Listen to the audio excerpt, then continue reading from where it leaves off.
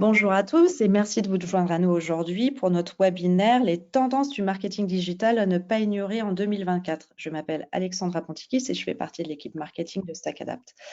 Donc avant de commencer, on a juste quelques questions d'ordre administratif à régler, puis on lancera le webinaire. Donc, on est très heureux de répondre à toutes les questions que vous pourriez avoir sur le contenu. N'hésitez pas à les poser dans la zone de questions dans GoToWebinar. Nous répondrons à toutes les questions à la fin de notre session, lors de la session de questions-réponses. Et si on n'est pas en mesure de répondre à certaines questions dans le temps imparti, nous assurerons un suivi directement après le webinaire.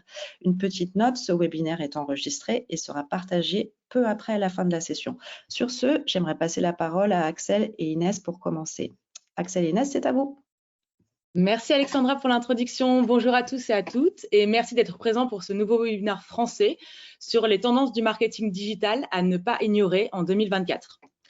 Donc pour commencer, on va se présenter. Donc on travaille pour StackAdapt, une plateforme publicitaire programmatique multicanal fondée en 2013 au Canada par 2 experts du marketing digital. La plateforme permet aux acheteurs d'exécuter et de gérer ainsi que de planifier des campagnes publicitaires digitales.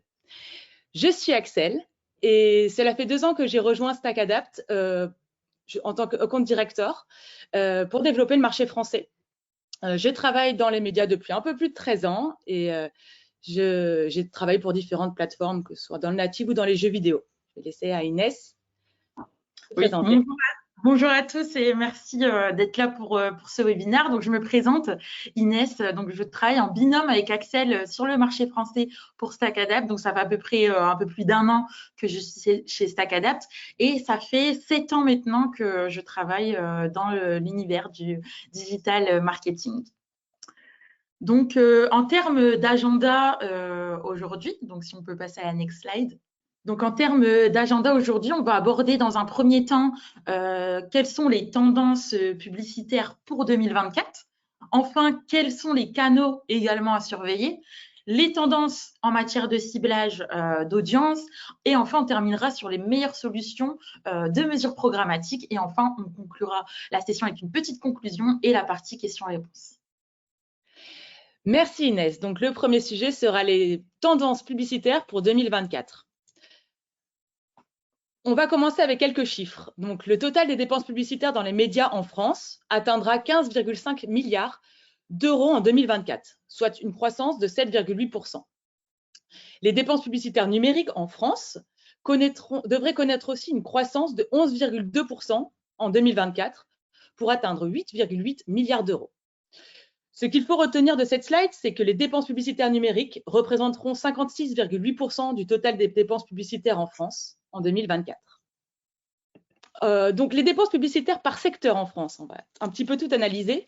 Donc, le retail, comme on peut voir sur le graphe, le retail sera le secteur qui connaîtra la croissance la plus rapide en termes de dépenses publicitaires en 2024, puisqu'il devrait augmenter de 15,7%, suivi de près avec les voyages, 15,2%. On peut voir aussi une augmentation concernant les produits de consommation, CPG, de 12%, l'automobile, 6,7%, ou encore les services financiers à 4,5%. On va analyser maintenant les canaux avec la plus forte croissance. Donc, comme on le sait, donc le Covid a eu un impact là-dessus. L'in-game, on commence à de plus en plus communiquer dans l'in-game parce que de plus en plus de personnes jouent aujourd'hui. Donc, on va avoir une croissance de l'in-game de plus de 15%. C'est la plus grosse croissance pour ce 2024. On peut voir que le search continue d'évoluer avec 7,9%, le display avec 7,7%, ainsi que la vidéo à plus 7,5%. On va maintenant se concentrer sur quoi vont se concentrer les spécialistes du marketing. Et donc, on va voir qu'il y a 3 points importants sur quoi vont se concentrer les spécialistes du marketing. Il y a tout d'abord la fidélisation et la réactivation. Donc, 77% des consommateurs qui ont quitté une marque à laquelle ils étaient auparavant fidèles affirment qu'il est possible de les reconquérir. Dans une économie incertaine, les marques doivent s'efforcer de maintenir les relations existantes et de réengager les clients qui se sont éloignés. Le deuxième point, c'est l'activation des données de first party. Donc, les spécialistes du marketing donnent la priorité aux données first party dans leur stratégie en raison des réglementations plus strictes en matière de protection de la vie privée, de déclin des cookies third party et de l'augmentation de la confiance des clients et des préoccupations en matière de protection de vie privée. Et le troisième point, c'est le marketing basé sur l'IA. Et on va y revenir plusieurs fois dans la présentation. Les spécialistes du marketing s'appuient de plus en plus sur les technologies alimentées par l'IA pour analyser de grandes quantités de données, découvrir des informations exploitables et également automatiser des tâches répétitives, ce qui permettra une gestion plus efficace et plus efficiente des campagnes. Les budgets marketing maintenant, comme on peut le voir sur ce graphe, la publicité sociale ainsi que la publicité vidéo numérique connaîtront la plus forte augmentation en 2024. On peut voir que le search va augmenter, mais de manière moins significative cette année aussi. Ce qu'on peut remarquer également sur cette slide, c'est que les budgets vont être équilibrés tout au long du parcours de conversion. On peut voir qu'il y aura autant d'intérêt pour les directeurs des budgets marketing pour la sensibilisation, la considération, la conversion et ainsi que la fidélité. Ce qui nous amène à l'impact de l'IA sur le secteur du marketing. Donc, c'est un sujet primordial, on va en reparler plusieurs fois. Donc, ça a un impact tout d'abord gigantesque. Rien que dans le domaine du marketing et des relations avec des clients, l'IA devrait permettre d'augmenter la production mondiale annuelle d'au moins 400 milliards de dollars. Le deuxième point, c'est les grandes entreprises technologiques qui mettent en place des écosystèmes d'IA, comme Microsoft, Amazon, Oracle, Google et bien d'autres, qui ont créé des plateformes pour accueillir des entreprises de l'IA. Le troisième point, c'est dominer l'environnement de travail. L'IA va dominer l'environnement de travail. Sur les 45,1 millions de personnes qui travaillent en 2023, 58% représentent des utilisateurs de la génération IA. Et nous devrions atteindre 70,6% en 2025. Pour finir, l'IA prend une place importante dans les recherches. On peut le voir avec Microsoft et ChatGPT ou encore Google et Gemini. On va également observer un changement dans les réseaux sociaux. Pour information, Facebook est la première plateforme des médias sociaux en France, avec plus de 30 millions d'utilisateurs mensuels actifs. On observe 23,75 millions d'utilisateurs pour Instagram et 25 millions pour Snapchat.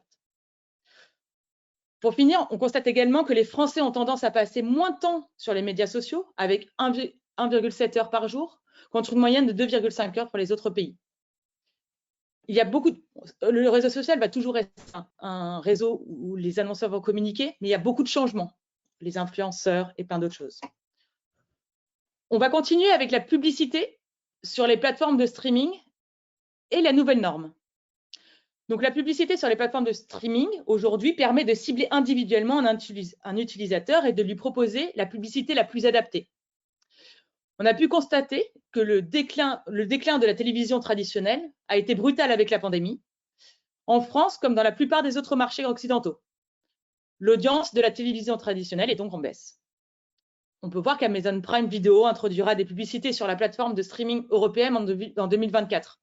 Les internautes auront donc la possibilité de payer pour un nouvel abonnement, sans publicité, dont le coût sera annoncé ultérieurement. Pour finir, et de plus, la normalisation, on constate en fait sur le graphe qu'il va y avoir une normalisation des CPM et que du coup, les CPM seront plus globaux et similaires sur chaque plateforme, comme on peut le voir sur Netflix et Disney. Je te laisse la main, Inès. Merci, Axel. Du coup, je reprends la main et on va parler d'un sujet qui est assez brûlant. On l'a tous au bout des lèvres. Tout le monde en entend parler matin, midi et soir. Je suis sûre que vos fils LinkedIn sont juste blindés de cookies tiers. Donc, on va parler de la dépréciation des cookies tiers.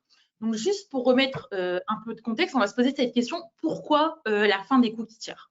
En fait, en raison des préoccupations croissantes concernant la vie privée des utilisateurs et les réglementations maintenant qui sont beaucoup plus strictes en matière de protection des données, on pense au RGPD par exemple, il y a de nombreuses entreprises technologiques, y compris par exemple les principaux navigateurs comme Google Chrome, qui ont annoncé leur intention de mettre fin à l'utilisation des cookies tiers.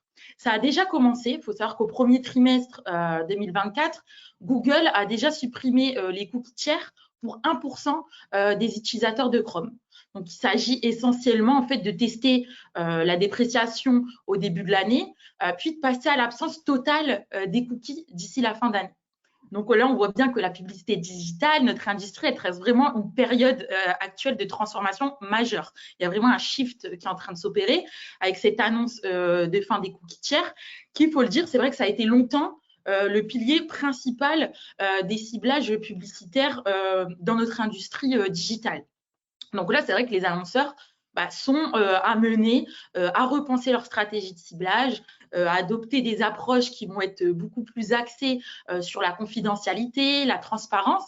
Et en fait, cette transition, il faut la voir également comme une opportunité d'innovation et du coup de collaboration au sein de l'industrie, du coup pour créer un écosystème qui va être vraiment plus éthique et plus efficace. Donc, tout le monde est en train de travailler sur des solutions ou annonce déjà des solutions. On sait que Google a annoncé récemment le Privacy Sandbox qui serait amené à remplacer les cookies tiers et qui permettrait de collecter des données, des datas des utilisateurs tout en protégeant leur vie privée. Il faut savoir que récemment, ce nouveau projet a été retoqué par les instances législatives aux États-Unis. Donc, Google est toujours en train de retravailler sur cette solution.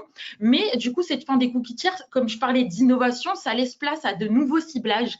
Et on va beaucoup parler de publicité contextuelle et notamment aussi de nouvelles méthodes de tracking, par exemple avec des ID, on entend parler beaucoup de fingerprint ou aussi de connexions serveur to serveur qui seront amenées à remplacer les pixels actuels. Donc, du coup, on va passer à la slide suivante et on va parler des tendances de consommation parce que c'est vrai que outre la fin des cookies, il va être crucial en fait pour les annonceurs d'avoir également une analyse plus globale et plus généraliste du marché et notamment du comportement des consommateurs.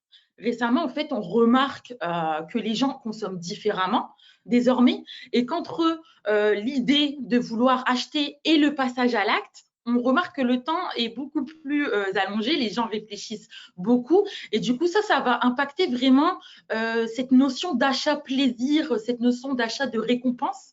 Et en fait, tout cela, bien entendu, c'est aussi influencé par un contexte économique difficile et d'autres facteurs externes qu'on peut voir aussi dans l'actualité.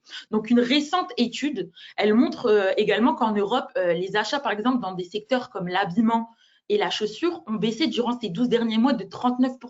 Donc, c'est assez considérable. On voit également une baisse de 38% pour tout ce qui est activité de divertissement en dehors de la maison et 33% par exemple pour tout ce qui est lié aux vacances et billets d'avion. Donc, voilà, ça a vraiment un énorme impact. Mais néanmoins, tout n'est pas tout gris.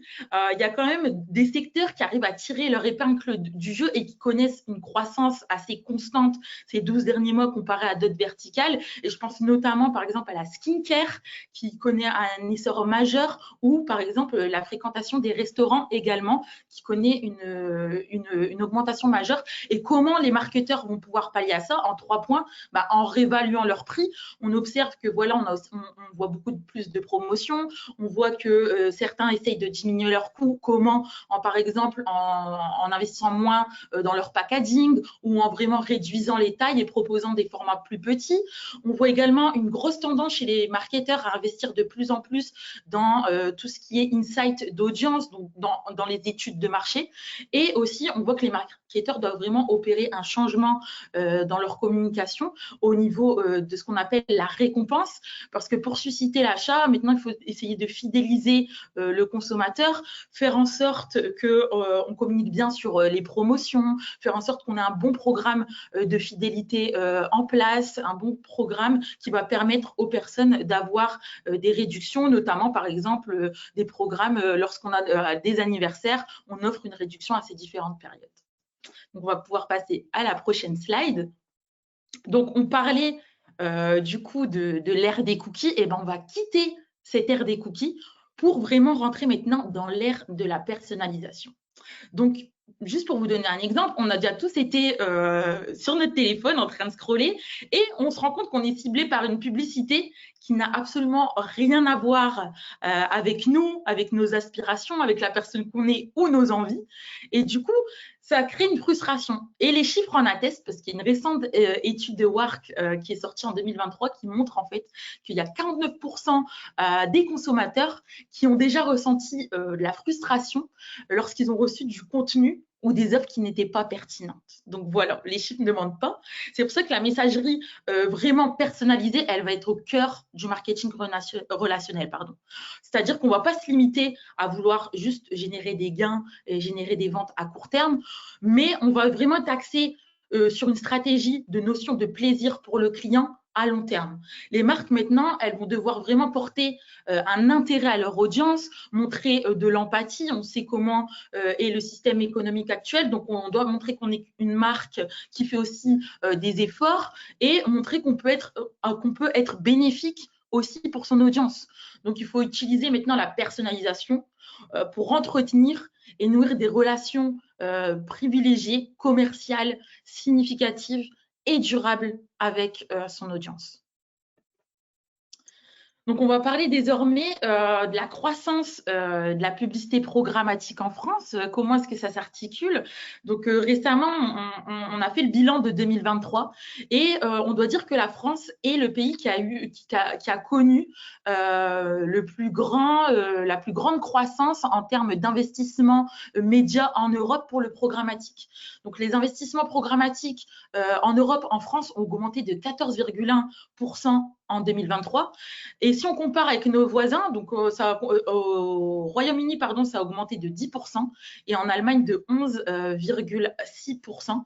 Donc voilà, on est en pole position en Europe et on prévoit aussi que d'ici 2028, en fait, 84% des revenus publicitaires numériques en France seront générés par la publicité programmatique. Donc, on voit bien que dans cette fin d'ère des cookies, la programmatique va être vraiment plus présente que jamais, étant donné le reach qu'on peut avoir et la multiplicité des audiences et des différents targeting disponibles en programmatique.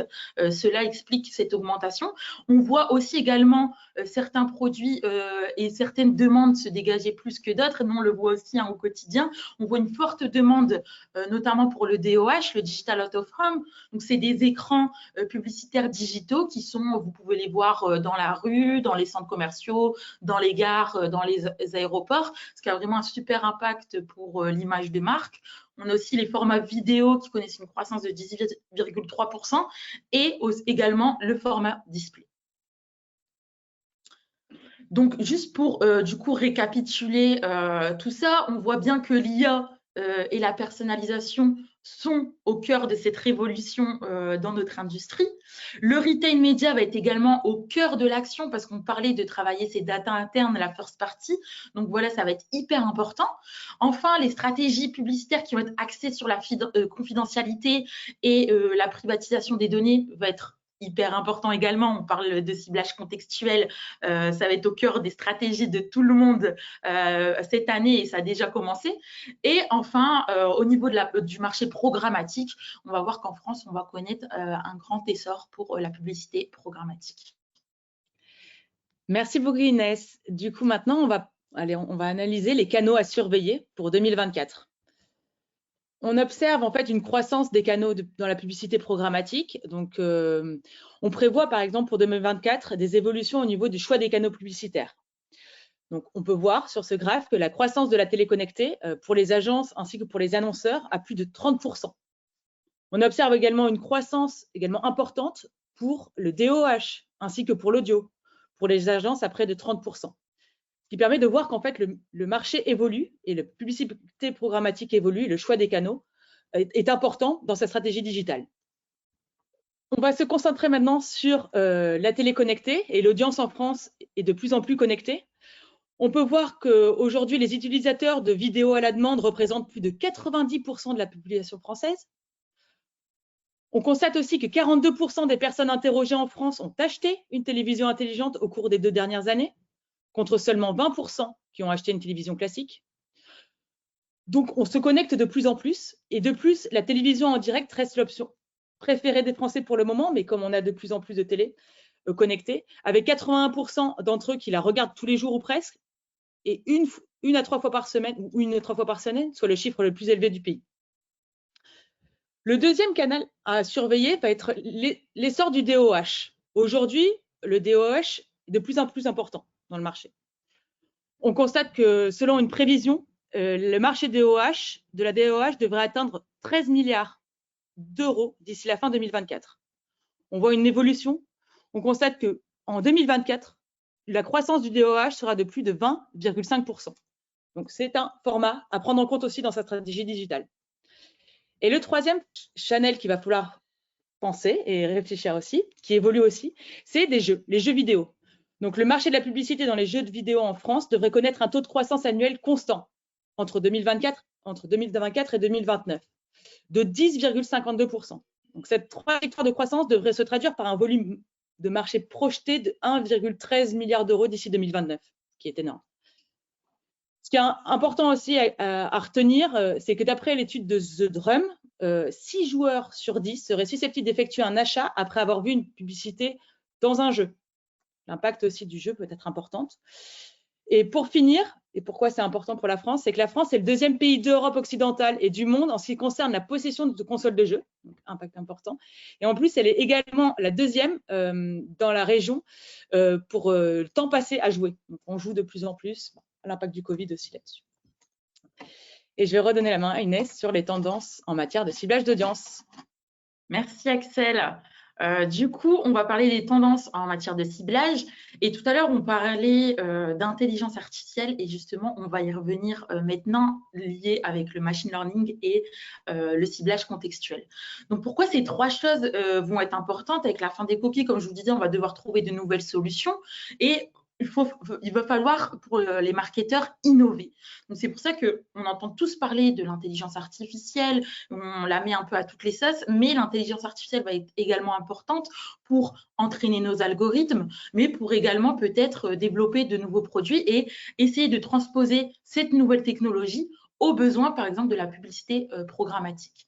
Donc, on parlait de ciblage contextuel, on va parler aussi de ciblage probabiliste. Vous allez souvent en entendre parler et de plus en plus. Et par ciblage probabiliste, qu'est-ce que j'entends? C'est de se servir de facteurs externes pour pouvoir cibler au mieux votre audience et le message. Donc, par exemple, chez StackAdapt, ce qu'on a comme solution, c'est ce qu'on appelle le weather targeting. Donc, ça va vous permettre, en fait, en fonction de la météo qu'il fait, de mettre en avant certains produits. Je vais vous donner un exemple. Admettons, je suis un annonceur dans le e-commerce, je vends différents types d'articles et d'accessoires dans l'habillement. Aujourd'hui, voilà, il fait un super beau soleil à Paris, donc on s'en réjouit. Du coup, ce que va permettre notre algorithme et l'intelligence artificielle et le weather targeting, c'est de se dire, voilà, aujourd'hui, il fait beau, la météo indique qu'il fait beau, donc à Paris, je vais pousser, par exemple, mes créas avec tous mes produits de lunettes de soleil. Si demain, la météo indique qu'il pleut, il fait vraiment pas beau à Paris, du coup, je vais pouvoir mettre en avant d'autres produits comme les parkas, les manteaux, les parapluies. Donc, on parlait tout à l'heure d'être au plus proche de son audience et d'avoir des messages qui sont pertinents. Et ben, c'est un super exemple qui illustre ce que je vous ai dit tout à l'heure, d'avoir vraiment un message qui va être réaliste et une publicité qui va être efficace. Et je parlais également de machine learning. Le machine learning va être important parce que jusqu'à maintenant, nos algorithmes apprenaient en fonction des pixels qui comprennent les cookies, bien évidemment, mais avec cette disparition des cookies, le machine learning va être important parce qu'il devra s'entraîner sur les résultats que vous avez sur vos campagnes de contextuel. Donc, plus l'algorithme se nourrira de data, plus l'algorithme aura de métriques, plus ils seront pertinents et il faut s'attendre à ce que, du coup, ces prochaines années, les algorithmes soient beaucoup plus performants en matière de stratégie cookieless. Donc, une autre tendance aussi également, c'est l'ABM. Donc, qu'est-ce que c'est l'ABM? C'est le Account-Based Marketing et on l'utilise principalement pour des stratégies B2B. Nous, on a cette solution qui est disponible à StackAdapt avec un partenaire qui s'appelle Lead Forensic. Et qu'est-ce que ça va vous permettre de faire? Donc, admettons, vous voulez cibler des personnes qui travaillent dans des entreprises dans un secteur en particulier. Mais avec cette solution, vous allez pouvoir, par exemple, donner une liste des entreprises que vous souhaitez cibler. Et nous, avec notre partenaire Lead Forensic, on va pouvoir établir et associer pour chaque entreprise une liste d'adresses IP. Et ça va vous permettre en fait d'intégrer cette audience dans une campagne et pouvoir cibler en fait toutes les personnes qui se connectent à cette adresse IP dans les bureaux. Par exemple, je ne sais pas, on veut cibler toutes les entreprises dans le cosmétique, et ben on va cibler tous les gens qui travaillent chez L'Oréal ou d'autres boîtes dans cette même verticale. Donc voilà en quoi c'est vraiment un sujet qui va être hyper présent pour le B2B à cette année à venir et qui convertit très bien. On va passer à la seconde slide. Donc là, on parlait toujours d'être au plus proche de son audience, d'avoir un message qui va faire du sens pour son audience. Et le reciblage dynamique est un super support pour ça. Pourquoi? Parce que, admettons, moi, je suis sur un site internet, voilà, j'ai regardé 3 modèles de robes qui me plaisent. Et ben, du coup, avec ce reciblage dynamique, votre annonceur, en fait, lorsqu'il va vous cibler avec une publicité, il va faire apparaître dessus, par exemple, les 3 derniers produits que vous avez consultés. Et ça fait sens parce que du coup, voilà, c'est quelque chose que vous avez déjà consulté, vous avez déjà une affinité pour ce site, vous connaissez déjà la marque.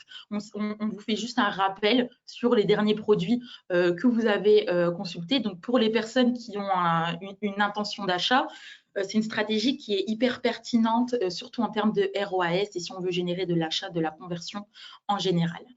On va passer maintenant à la prochaine partie qui est les meilleures solutions de mesure en programmatique. Donc, on va commencer avec le Foot Traffic Measurement. Vous allez me dire, qu'est-ce que c'est le Foot Traffic Measurement? Nous, c'est une solution qu'on a chez StackAdapt.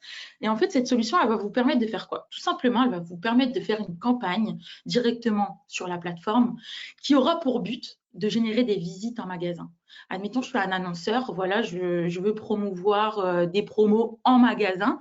Et je veux amener le plus de personnes possible dans ces magasins. Avec cette solution, on va pouvoir mesurer en fait en fonction des impressions qu'on a et des clics qu'on a sur la campagne, on pourra matcher avec les ID mobile des personnes directement dans les magasins si elles se sont rendues. Donc, on pourra mesurer. Et ça, en fait, c'est un peu comme les DOH, c'est l'alliance entre ce monde digital et ce monde réel. Donc, comme quoi tout est possible et la technologie évolue.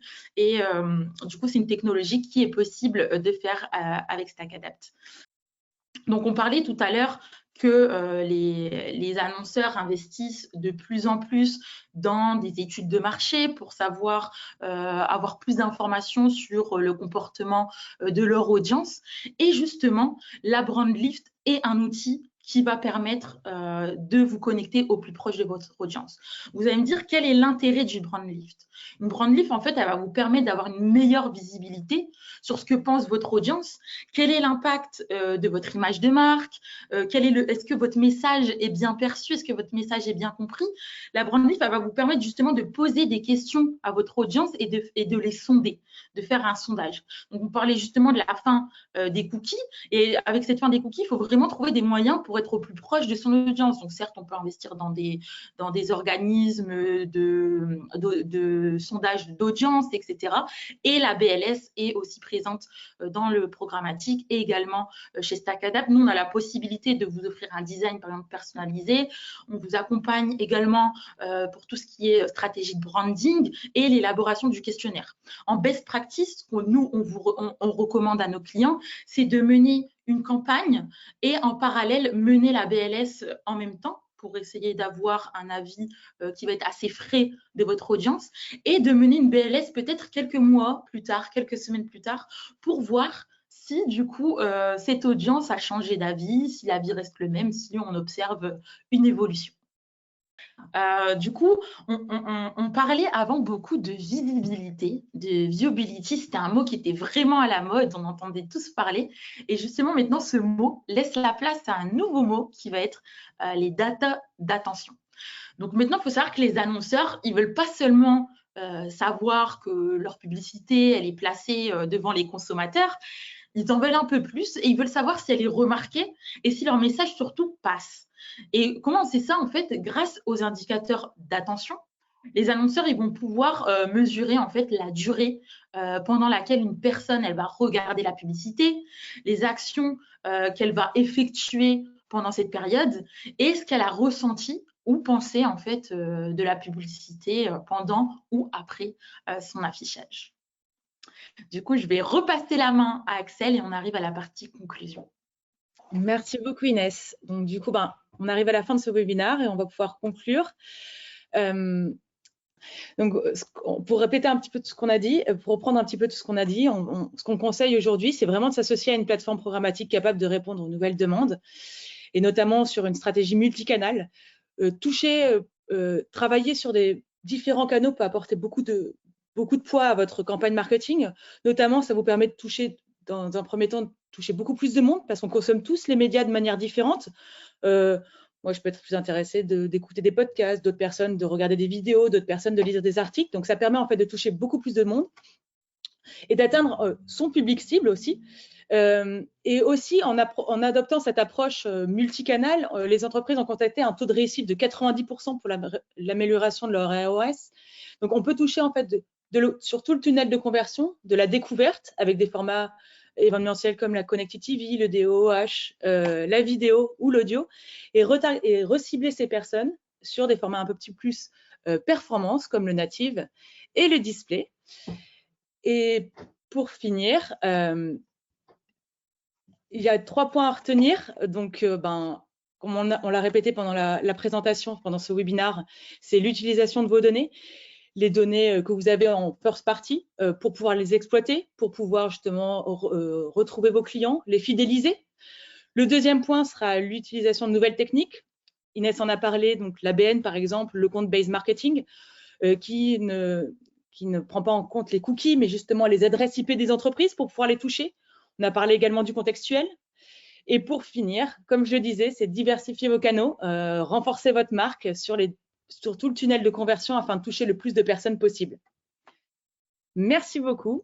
Merci Inès. Et puis Alexandra, on te redonne la main. Merci Axel et Inès. On va donc passer à la partie questions-réponses du webinaire et ouvrir le débat à tous et à toutes. Donc, pour rappel, si vous avez des questions, veuillez les poser dans la boîte de questions, dans le tableau de bord de GoToWebinar. Et on a déjà quelques questions qui nous parviennent.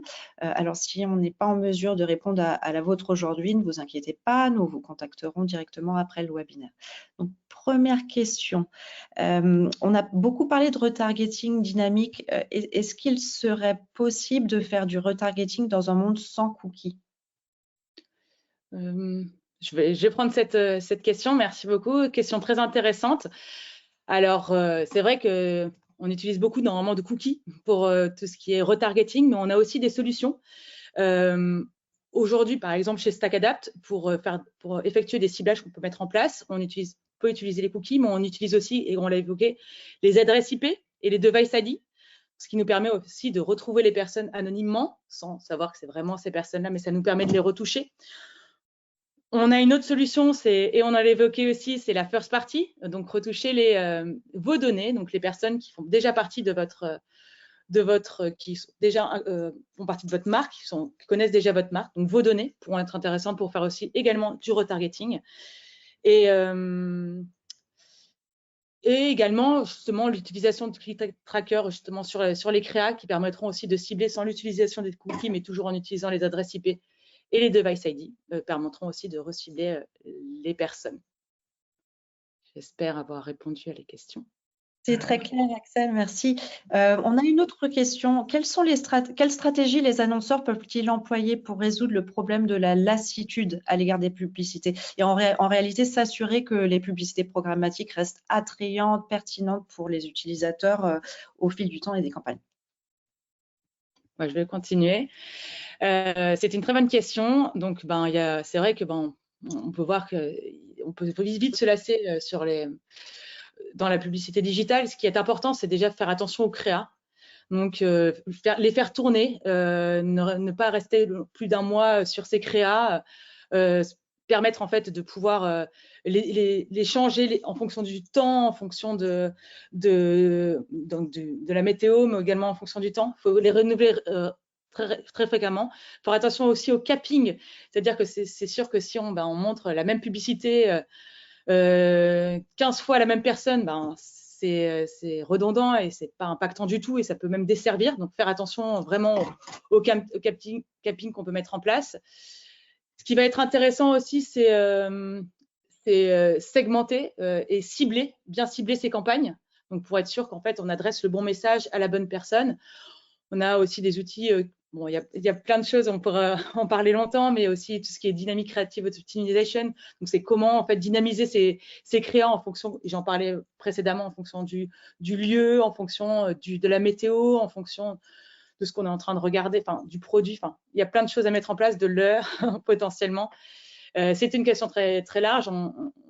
ce qui est intéressant aussi, ce qu'on peut mettre en place, et Inès l'a évoqué, mais c'est tout ce qui est potentiellement mettre sa publicité dans un contexte. C'est-à-dire que quand on va mettre une marque de cosmétiques, potentiellement, on va pouvoir mettre quelles sont les 10 tendances cosmétiques pour ce printemps, de produits cosmétiques pour sa peau. Donc, potentiellement, mettre son produit cosmétique dans un contexte affinitaire. Donc, voilà, il y a plein de choses à mettre en place pour dynamiser et je serais ravie d'en parler davantage. Merci. Merci Axel. Et encore une autre question qui nous parvient. Vous parlez de contextuel et en fait, la question, c'est de savoir si on a une solution chez StackAdapt et comment elle fonctionne réellement. On en a parlé un petit peu avant. Ouais, je vais prendre la main sur cette question, bien sûr. Donc, nous, on a deux solutions contextuelles chez StackAdapt. On a une solution qui s'appelle le PCAI, le Page Context AI, qui utilise l'intelligence artificielle. Donc, en fait, je vais vous expliquer. Donc, cette solution, elle va vous permettre de mettre une série de mots-clés qui sont en adéquation avec ce que vous êtes et la verticale dans laquelle vous êtes et ce que vous voulez promouvoir. Donc, on va mettre une série de mots-clés. Et là, c'est là où elle intervient l'intelligence artificielle, c'est qu'elle va essayer de faire un lien, en fait, avec tous les mots que vous avez mis dans votre pool d'audience et va essayer de définir un thème. En fonction de ce thème qui va être défini, on va pouvoir en fait cibler directement des articles sur Internet. Et c'est vraiment un ciblage qui va être hyper pertinent. Pourquoi? Bien sûr, parce qu'on est dans cette fin des cookies, donc le contextuel va être hyper important maintenant dans vos stratégies, mais parce que c'est en temps réel, en fait, vous allez pouvoir cibler des personnes qui sont en train de lire des articles qui sont en lien avec ce que vous voulez promouvoir. Donc, admettons, je suis un annonceur dans le bijou, je cible un article, par exemple, sur le site Marie-Claire qui parle des tendances bijoux pour l'année 2024. Moi, en tant que consommatrice, je suis en train de lire cet article. Donc, si je prends le temps déjà de le lire, c'est que le sujet m'intéresse, que je suis dans cette cœur de cible. Donc, imaginez que à côté de cet article, vous ayez directement votre publicité juste à côté. Donc, on voit bien que c'est hyper pertinent parce que vous allez cibler à l'instant T une personne qui est dans votre audience et qui est en train de consulter un sujet en lien avec votre audience. C'est pour ça qu'on dit que la fin des cookies, c'est pas la fin des haricots, c'est vraiment le début de tout et c'est une nouvelle ère d'innovation et qui nous amène à repenser du coup à comment on peut cibler ces personnes tout en étant hyper pertinent. Et le PCI, c'est vraiment un super exemple. Et on a également le Keyword Rule Targeting. Donc là, le Keyword Rule Targeting, c'est pas comme le PCI parce que le PCI va définir un thème entre tous les mots que vous avez sélectionnés. Là, on va vraiment se baser sur la performance des mots individuels. Donc, vous allez pouvoir insérer des mots et mettre des règles si vous voulez que votre mot apparaisse une ou deux fois dans l'article ou si vous voulez que votre mot apparaisse uniquement dans le titre. Donc, voilà, c'est les deux solutions contextuelles. Et si je peux aussi ajouter une chose, c'est que voilà, c'est la fin des cookies.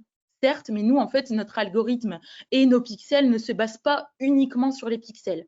Faut savoir que notre pixel, en fait, il se base sur, bien sûr, les cookies, mais également les device ID et les adresses IP. Donc, une fois que les pixels, on aura acté la fin des pixels, nous, bien sûr, on a aussi d'autres solutions sur lesquelles on communiquera, mais il faut dire que notre pixel sera toujours basé sur les device ID et l'IP, donc on pourra toujours l'utiliser. Donc, voilà pour cette réponse. Super, merci beaucoup Inès. Donc, cela conclut notre webinaire. Donc, merci beaucoup encore une fois. Merci à tous d'avoir participé. Nous espérons que vous l'avez trouvé constructif. Nous enverrons un email de suivi avec l'enregistrement à toutes les personnes inscrites. Donc, n'hésitez pas à nous contacter pour toute autre question que vous pourriez avoir. Si on n'a pas répondu, on vous répondra après le webinaire. Donc, merci encore de vous être joints à nous et profitez du reste de votre journée. Merci à tous. Au revoir. Merci à tous.